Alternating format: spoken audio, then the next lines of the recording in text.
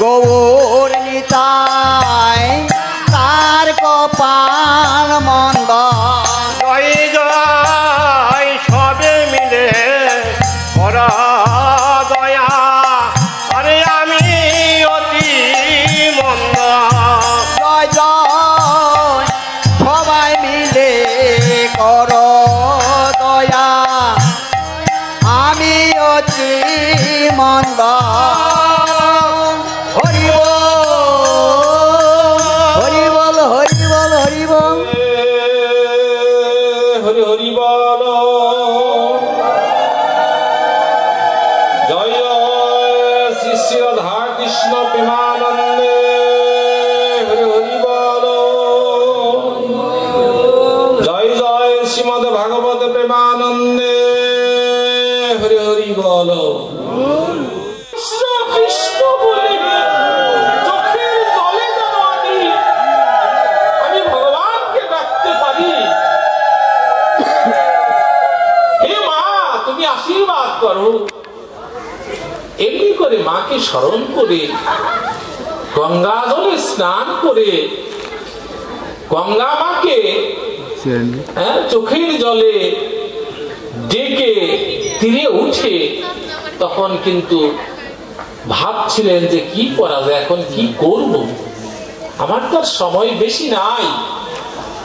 ধীরে ধীরে পথে চলতে চলতে দেখে কি যে এক টুলে এক পণ্ডিত কয়েকজন ছাত্রদেরকে এই ভাগবতীয় কথা, গোবিন্দের কথা বলছেন, শিক্ষা দিচ্ছেন।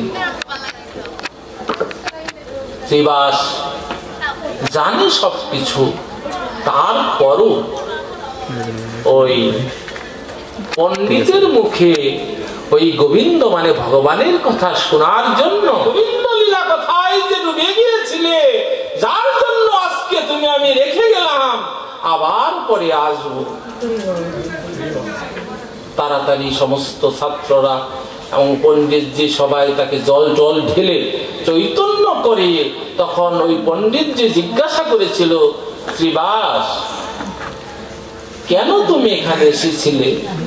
তখন শ্রীবাস বলেছিল যে ভোরবেলায় স্বপ্ন দেখেছি আমার সূর্যাস্তের পূর্বে আমার মৃত্যু হবে, কিন্তু আপনার মুখে এই গোবিন্দ লীলা কথা শ্রবণ করিয়া আজ আমি মৃত্যুঞ্জয়ী হইলাম, কারণ যমদূত নিতে এসেছিল কিন্তু আমাকে রেখে গেল। কাজেই হে প্রভু, আপনার চরণ ধরে নিবেদন করি, আমি প্রার্থনা করি, আমি আর বাকি যে কয়দিন থাকবো পৃথিবীতে যেন এই গোবিন্দ কথা, ভাগবতীয় কথা আমি যেন সারা জীবন যেন শ্রবণ করতে পারি, শুনতে পারি। অতএব পুরাতন দেহ, জীর্ণ শীর্ণ দেহ পরিত্যাগ করে আবার নতুন দেহ ধারণ করে, আমাদের শাস্ত্রে তাই বলে। তবে এই যে আত্মা, আত্মা অস্ত্র দিয়ে কাটা যায় না, আগুনে পোড়ানো যায় না, জলে ভিজানো যায় না। আত্মা সেই জীবাত্মা মানে পরম শক্তি। অতএব কর্ম অনুসারে যেখানেই থাকুক আছে, এবং তার পূর্বপুরুষ তারাও আছে। তবে আপনারা সবাই মিলে আশীর্বাদ করবেন, এই নামের ধ্বনি, এই নামের শক্তি সে যেন উপলব্ধি করতে পারে, আর প্রাণ খুলে যেখানেই থাক না কেন এই নামের ধ্বনিটা, এই কৃষ্ণ কথা, গোবিন্দ কথা যেন সে শ্রবণ করতে পারে। আমি বন্ধু হয়ে তার জন্য এই প্রার্থনাটা করি, আপনারা সবাই আশীর্বাদটা করবেন। জয় জয় শ্রী শ্রী রাধা কৃষ্ণ প্রেমানন্দে,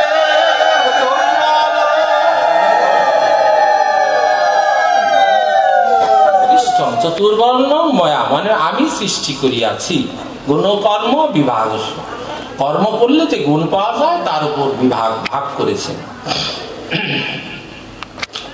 আচ্ছা, তার কেন একাদশী করতে হবে?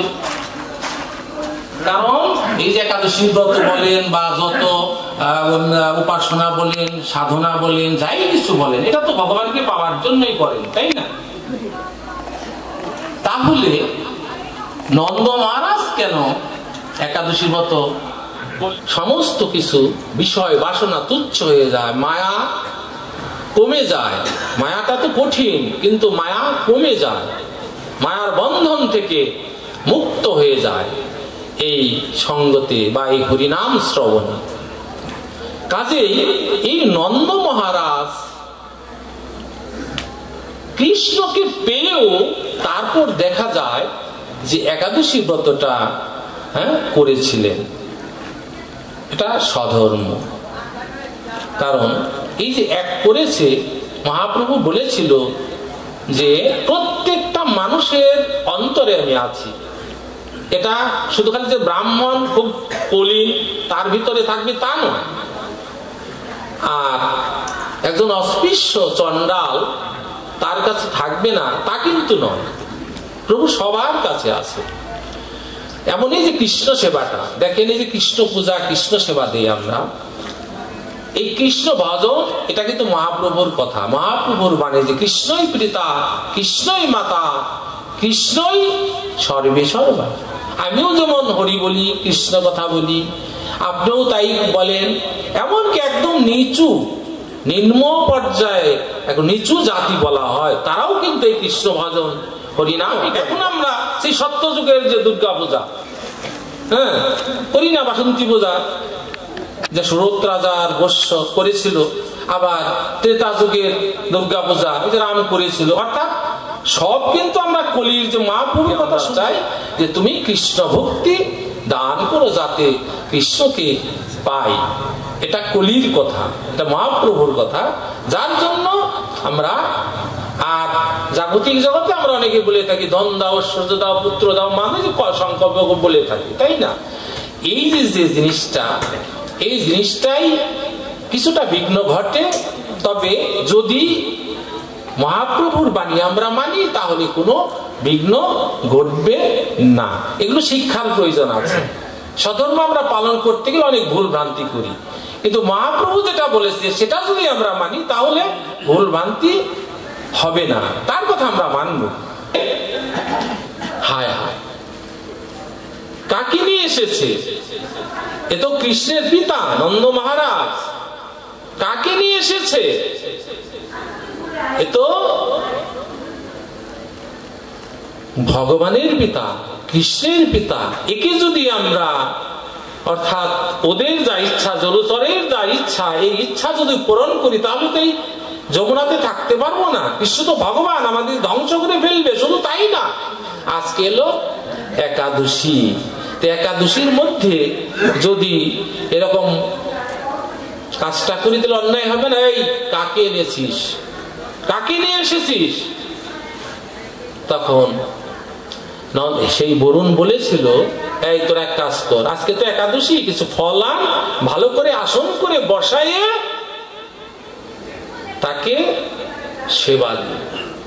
যাই হোক, এই যে একাদশীর মধ্যে কিন্তু সেবার বিভিন্ন প্রকার নিয়ম আছে। কিরকম? ইস্কন বলছে পঞ্চশস্য দেওয়ার পর কি হলো, বরুণ তখন নন্দ মহারাজকে দেখে চোখের জলে ভাসছিল। কেন ভাসছিল? যে আজকে হয়তো আমার মনোবাঞ্ছা পূর্ণ, পাগল হয়ে গেছে যে বিকালবেলা যমুনায় স্নান করতে গেল, তাহলে নন্দ মহারাজ আসছে না কেন? কৃষ্ণকে ডেকে বলছে, কৃষ্ণ যাও, তোমার পিতা আসছে না, তাকে নিয়ে আসো। কৃষ্ণ হাসি হাসি বদলে বলছে, মা এত ব্যাকুল হয়েছো কেন? তো ব্যাকুল হলে তো চলবে না। সবাই গিয়ে যমুনার কূলে দাঁড়াইল। যমুনার কূলে যখন দাঁড়ালো, দাঁড়ানোর পর তখন নন্দ মহারাজকে না দেখে ব্যাকুল হয়ে গেল। এই যে দেখেন, কৃষ্ণকে বলছে যশোমতি যে তোমার পিতা পাওয়া যাচ্ছে না, চলে যাও। অথচ কৃষ্ণ জানে, কৃষ্ণ তো অন্তর্জামী, কৃষ্ণ তো জানে। আচ্ছা, নন্দ মহারাজ রাজা, যশোমতি কৃষ্ণের মা, তারপরেও এই যে কৃষ্ণকে এত ভালোবাসে, কৃষ্ণকে এত ডাকে, কেন ডাকে? রাজা তো, তা তো অভাব নাই, তারপরও কেন ডাকে? এটা বিষয় আছে বাবা। বিষয় বাসনা দূর না হলে কৃষ্ণ কৃপা নাহি মিলে। বিষয় বাসনা দূর না হলে, এক বিষয় আমি ভোগ করব, আর এক বিষয় যে ভগবানকে আমি পাব, অর্থাৎ সমস্ত কিছু তার, আর বিষয় আছে আমার। যেমন এই যে আমরা মায়া বলি, মায়াটা দেখুন তো, আমি একটু প্রমাণ দিই ছোট্ট করে মায়াটা কেমন। অর্থাৎ আমরা যখন মানব কোলে জন্ম ধারণ করি তখন আমাদের পা কিন্তু দুইটা। মানুষের পা দুইটা না? মানুষের পা দুইটা, শিশুকালে বা বড় হলে যা দুইটা পা। এটা গুণগত ভাবে আমি ব্যাখ্যা। মাকড়সা, মাকড়সা ছয় পা থাকে না? তো মাকড়সা কি করে? নিজের জাল নিজেই বানায়। যখন নিজের জাল নিজে বানায়, হঠাৎ করে পার মধ্যে যদি একটা জালের একটা অংশ যদি লেগে যায়, সেটা ছাড়াতে গিয়ে তখন দেখা যায় যে ছাড়াতে ছাড়াতে এমনই ভাবে মানে জালের মধ্যে পেঁচিয়ে যায়, তখন কিন্তু সে মৃত্যু বরণ করে। তদ্রূপ আমরা জন্ম নিয়েছি ভালো কুলে, কর্ম আমাদের ভালো নয়, এমনই কর্ম করছি, মায়ার জালে জড়িয়ে গিয়ে আমরা মাকড়সার মতো কিন্তু মৃত্যুবরণ করছি। যতই শুনছি কিন্তু মাকে ত্যাগ করার মতো পারছি না, তাই না? কাজেই এই ভগবানকে পেতে হলে এই মায়া অবশ্যই কিন্তু ত্যাগ করতে হবে। তো আমি একটা চরিত্র দিয়ে আমি বলি, চৈতন্য চরিতামৃত থেকে আমি একটা চরিত্র দিয়ে বলি যে দেখেন মায়া কিভাবে ত্যাগ করতে হয়। অর্থাৎ হরিদাস, হরিদাস ছিলেন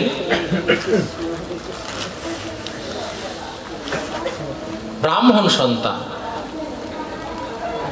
শিশুকালে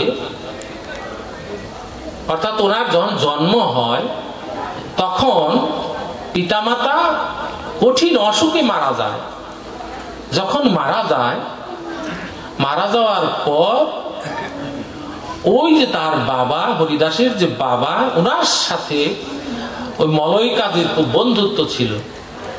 যখন বন্ধুত্ব ছিল, ওই বন্ধুত্বের কারণে যখন মারা যায় দেখতে এসেছিল, এসে দেখলো যে তার মা এবং বাবা মারা গেছে। ওই বাচ্চাটিকে নিয়ে তখন উনি ওখানে চলে যায়, ওনার মলয় কাজীর আশ্রয়ে বড় হয়। বড় হতে হতে অনেক বড় হয়, কিন্তু তার মুখে শুধু হরিনাম। অনেক যখন বয়স মোটামুটি পূর্ণ হয়ে যায় তখন ওনার মুখে হরিনাম করো, এটা কেমন হয়? এটা তো ঠিক হয় না। তুমি আমাদের ধর্ম পালন করো না, আমি হরিনাম করব। হরিনামে কি আছে? হরিনামে আছে অনেক শক্তি, হরিনাম আছে ঈশ্বর, হরিনামে আছে ভগবান। এটা তুমি কি বলো? তখন কিন্তু তাকে অনেক অত্যাচার করে, অনেক মানে প্রতিবাদ করে। লাস্ট প্রতিবাদটা হলো শেষ মুহূর্তে ওনাকে বলে যে 22 বাজারে বেত্রাঘাত করে ওকে মৃত্যু দণ্ড দাও। কিছু লোকদের বলে দিয়ে 22টা বাজারে অর্থাৎ 20টা বাজারে যখন বেত্রাঘাত করে, তখন হরিদাসকে কিছুই করতে পারে না। অর্থাৎ হরিদাস এমনই ভাবে নাম করে আর এমনই ভাবে চোখের জলে ভেসে যায়, বক্ষ ভেসে যায়, হরিবোল বলে চোখের জলে কাঁদতে থাকে, হে ভগবান, হে গোবিন্দ, তুমি কোথায়? তুমি রক্ষা করো। এই আঘাতে আমার যেন মরণ হয় না। যদি এই আঘাতে আমার মরণ হয়, ওগো তোমার নামে কলঙ্ক হবে, ওগো তোমার নামের কলঙ্ক হবে। তোমার নামে যদি আমার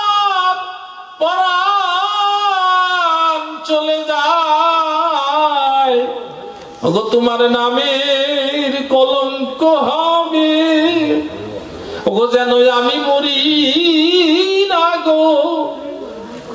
আমার মুখে হরিনাম হচ্ছে, তোমার নামের কলঙ্ক যেন না হয়। তখন কিন্তু হরিদাস যারা মেরেছিল তাদেরকে বলেছিল, ভাই রে, আমি মরবো না, আমি মরবো না, আমি যে নাম করছি নামেই আমাকে রক্ষা করবে, আমি মরবো না। তখন তারা বলেছিল, হরিদাস তুমি যদি না মরো তাহলে আমাদের তো চাকরি চলে যাবে। আমাদেরকে বলেছে তোমাকে মেরে তারপর গঙ্গাতে ভাসিয়ে দিয়ে তারপর আমাদেরকে যেতে বলছে। আমার সঙ্গ তোমাদের বলতে হবে হরিবোল হরিবোল, হরে কৃষ্ণ তোমাদেরও বলতে হবে। একজন বলে কি ব্যাপার, আমরা কেন বলবো, আরেকজন বলি না। তখন যখন সবাই মিলে যখন হরিবোল বলতে থাকে, হরি নামে মুগ্ধ হয়ে তখন হরিদাস অচৈতন্য হয়ে সবের মতো পড়ে যায়। তখন হাত পা বেঁধে তারা গঙ্গাতে ফেলে দেয়। নদীর জল তো বাবা, তারা গিয়ে বলল মেরে এসেছে, যাই হোক তাদের চাকরি রক্ষা পেল। এদিকে গঙ্গার তীরে অদ্ভুত আচার্য তর্পণ করছে, স্নান করে তর্পণ করছে, দেখে কি নদীর মধ্যে হরিনামের ধ্বনি। তখন ওই অদ্ভুত আচার্য ভাবছিল, হায় হায়, মনে হয় কে একটা সবের মতো আসছে, আবার দেখি হরিনামের ধ্বনি, কারণটা কি, বেতের আঘাত। আর হরি বলছে, তখন বলছিল, কে বাবা তুমি, এই এই করেছে। তখন বলেছিল, হায় কেমন পিতা যার সন্তান কিছুদিন যখন তখন ওই সময় মহাপ্রভু হরিদাস হরিবল হরিবল হরিবল হরিবল হরিবল হরিবল এমন ভাবে নৃত্য করছিল।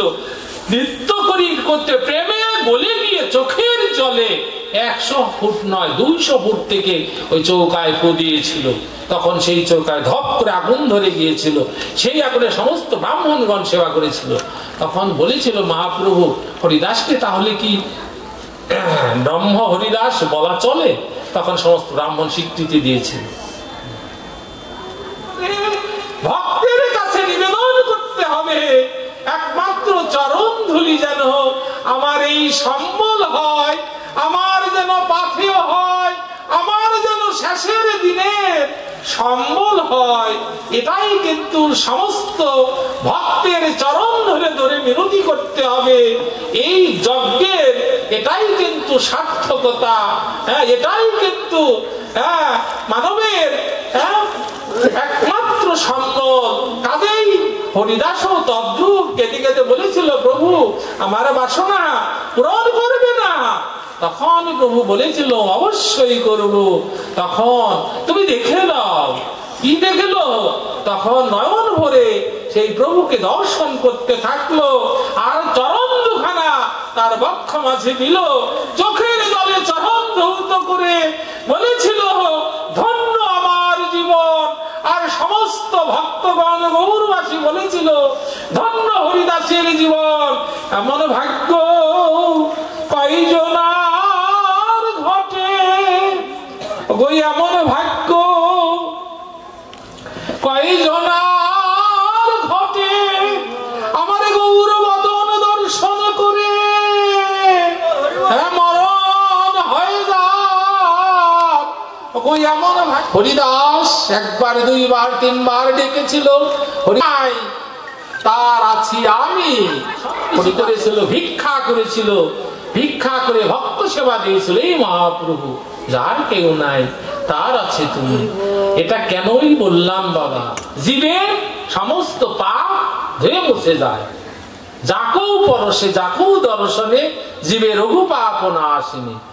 তাহলে এই যে লেপটাকে, অর্থাৎ শালগ্রামের বুকে পিঠে, অর্থাৎ বিষ্ণু, শালগ্রামের ধ্যানটা কি? দেহস্বদা সাবিত্রী মন্ডল মধ্যবর্তী শিরসি যাসন সন্নিবিষ্ট কেউর পুণ্য কিরিটিহারি হিরণময় বপুর্ধিত শঙ্খ চক্র গদা পদ্ম। এই শালগ্রামের ধ্যান, বিষ্ণুর ধ্যান, যে তার চরণে লেই ফোটানো সেই তুলসী গোবিন্দ চরণে। তখন মনে মনে ভাবছে, হায় হায়, এই কৃষ্ণকে তো আমি ছেলে রূপে দেখি, আমার ছেলে, আমার সন্তান, আসলে তো এ তো ভগবান। কারণ এই তুলসী তো একমাত্র ভগবানের চরণেই থাকে, তাহলে তো ভগবান। তখন তার মন গলে গেল। দেখেন একাদশীর মধ্যে কয়টা, একটু বরুণের ইচ্ছা পূরণ হলো, তখন তার মনটা গেল। কি মন গেল? যে কৃষ্ণকে পেয়েছে, ভগবানকে পেয়েছে, তারপরও তার একটা আশা জাগলো। কি? যে আশা দেওয়া স্থাবর 30 লক্ষার্ষ 10 লক্ষার্ষ জলজ কৃমিও 11 লক্ষার্ষ রুদ্র লক্ষার্ষ পক্ষিণ পশুব 20 লক্ষার্ষ চতুর্লক্ষার্ষ মানব। এই যে 84 লক্ষ জনি ভ্রমণ, অর্থাৎ ভগবানকে পেয়েছে, তারপরে তার ইচ্ছা যে এই যে ভব সিন্ধু, এটা পার হতে হবে। তখন তার মনটা এমনই গলে গেল, তখন ছেলে আর দেখলো না, ছেলে রূপে আর কৃষ্ণকে তখন ভাবলো না, তখন ভাবলো বিষ্ণু, বিষ্ণু রূপে। যে তখন বাড়িতে যখন গেল, বাড়িতে নিয়ে গিয়ে তখন গোবিন্দের কাছে, কৃষ্ণের কাছে পাশে বসায় তখন বলেছিল, হে কৃষ্ণ, আমি বুঝতে পেরেছি আসলে তুমি আমার ছেলে হলে হবে কি, তুমি সেই ভগবান। তবে তোমার কাছে আমি মিনতি করি, প্রার্থনা করি, আমার আশা তোমার পূরণ করতে হবে। আজ থেকে আমি যেন আর এই ত্রিতাপ জ্বালা ভব সিন্ধু ওপার যেতে পারি, ত্রিতাপ জ্বালা যেন আমার নিবারণ হয়।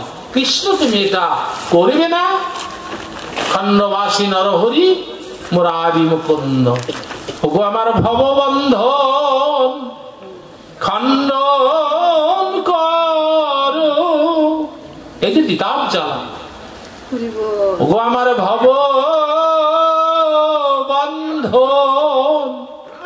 খণ্ডন করো, আমার বন্ধন জ্বালা হয় না প্রাণে।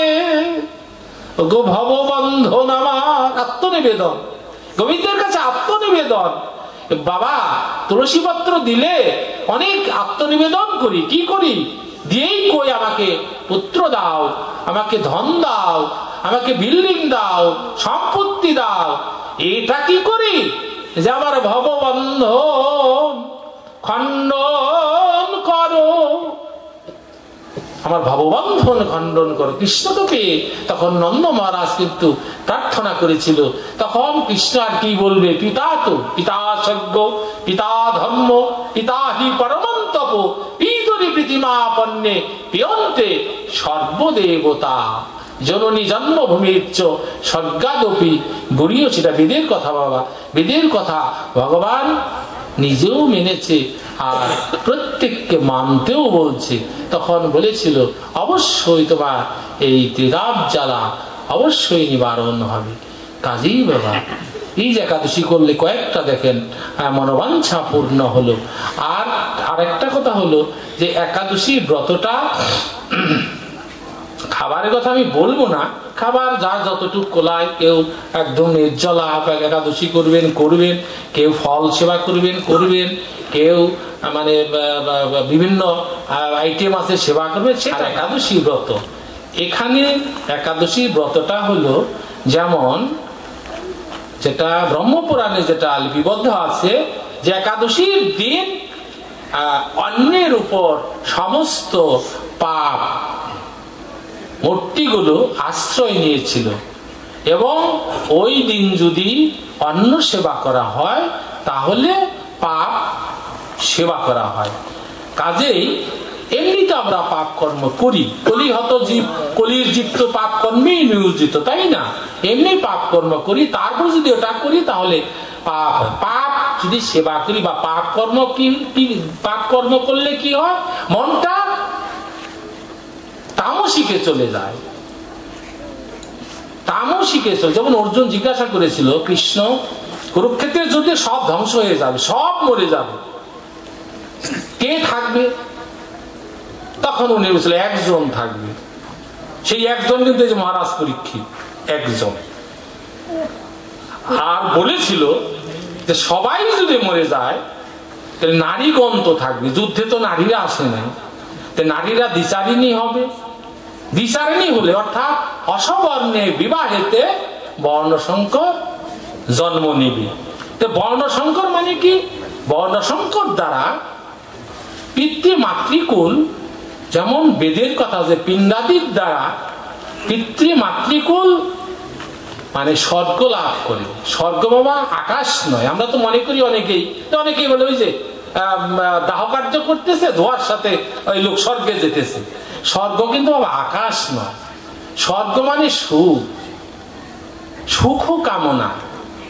আমরা বৈদিক কাজ করি সেটা হলো সুখ কামনা। যেমন এই নামযজ্ঞের যে সুখটা, নামযজ্ঞের সুখটা কিন্তু ব্যক্তিগত সুখ নয়, কোনো ব্যক্তির সুখ নয়। এখানে ব্রাহ্মণ সংকল্প করবে যে রাধা কৃষ্ণ প্রীতি কাম, রাধা কৃষ্ণ প্রীতি, প্রীতি মানে তখন মরু, তথাস্থ, ইচ্ছা মরণ দিয়ে দিল। আচ্ছা, এখন এই যে বর দিল, তাহলে পরীক্ষা করবো কিভাবে, তাহলে ইচ্ছা মরণটা হয় কিভাবে? তখন জলে নামলো যখন, তখন সেই জলচরদের সাথে খুব ঝগড়া করলো, কলহ করলো, তাদেরকে মেরে ফেললো এবং অনেক আঘাত পেল। কিন্তু ওই যে মরবো না, ইচ্ছা মরণ, অর্থাৎ তার মৃত্যু হলো না। আচ্ছা, তাহলে তো জয়ী হলো, মৃত্যু হলো না। তারপরে একজনে মধুপাই কি কৌটব ভাই, কাজ কর, মেলা পরিশ্রম করছি আর কষ্ট হয়েছে, মনে হয় যে বিষ্ণু যুগমায় আছে নাকি আছে, ঘুমাই আছে, খুব আরাম প্রিয় মনে হয়, ওখানে মনে আরাম পাবো। তাহলে এক কাম কর, ওনারে না ওর সাথে তারাইয়ে তাহলে ওই জায়গায় আমরা দুইজনে একটু আরাম করে নিই। এই যে দেখেন, মানে এই যে বরের মানে কর্মের মধ্যে কিভাবে যায়। যখনই বিষ্ণুরে সরাইতে গেছে, বাসুকি নাগ অগ্নিবৃষ্টি, মুখ দিয়ে অগ্নিবৃষ্টি করছে, এমন ভাবে অগ্নিবৃষ্টি করছে করাতে ওখানে কাছে চাপতে পারেনি। আচ্ছা, তারপর হঠাৎ করে দেখে কি যে নাভি হতে একটি পদ্মের উপরে ব্রহ্মা বসে আছে। বিষ্ণু নাভি হতে ব্রহ্মার সৃষ্টি নয়, পদ্ম, সে পদ্মের মধ্যে ব্রহ্মা বসে আছে। তখন মনে করছে হায়, তাহলে কি ওই পদ্মের মধ্যে যে ব্রহ্মা বসে আছে, লাল টকটকে দেখা যায়, খুব আরাম নাকি, চল ওই জায়গায় যায়। দুই মধুকটা ওই জায়গায় গেছে, যাওয়ার পর তখন ব্রহ্মারে বলছে তুমি এখান থেকে সরো, আমরা এখানে বিশ্রাম করো।